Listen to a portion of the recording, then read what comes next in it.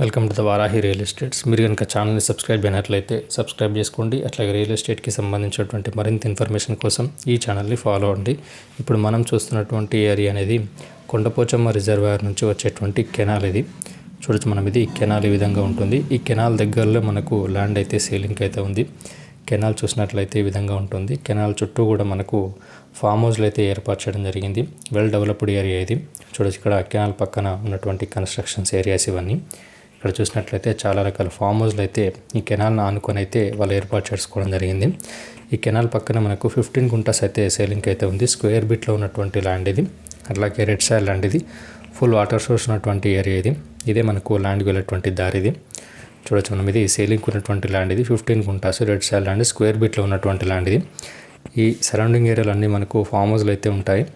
ఈ ల్యాండ్ ఉన్నటువంటి లొకేషన్ నుండి గౌరారం రాజీవ్ రహదారి అనేది 1.5 కిలోమీటర్ డిస్టెన్స్లో ఉంటుంది. రాబోతున్నటువంటి RRR అనేది 4 కిలోమీటర్ డిస్టెన్స్లో ఉంటుంది. వర్గల్ శ్రీ విద్యా సరస్వతి టెంపుల్ అనేది 5.5 కిలోమీటర్ డిస్టెన్స్లో ఉంటుంది. షామీర్పేట్ ORR అనేది 25 కిలోమీటర్ డిస్టెన్స్లో ఉంటుంది. JBS అనేది 45 కిలోమీటర్ డిస్టెన్స్లో ఉంటుంది. కావేరీ యూనివర్సిటీ అనేది 3.5 కిలోమీటర్ డిస్టెన్స్లో ఉంటుంది. మీరు కనుక హైదరాబాద్కి పరిసర ప్రాంతాల్లో ఇన్వెస్ట్ చేయాలనుకున్నట్లయితే ఇది ఒక మంచి ఆపర్చునిటీ అని చెప్పొచ్చు. మీకు కనుక ఈ ల్యాండ్ ఇంట్రెస్ట్ ఉన్నట్లయితే డిస్క్రిప్షన్లో ఇచ్చినటువంటి నెంబర్ని కాంటాక్ట్ అవ్వండి. Thank you for watching this video.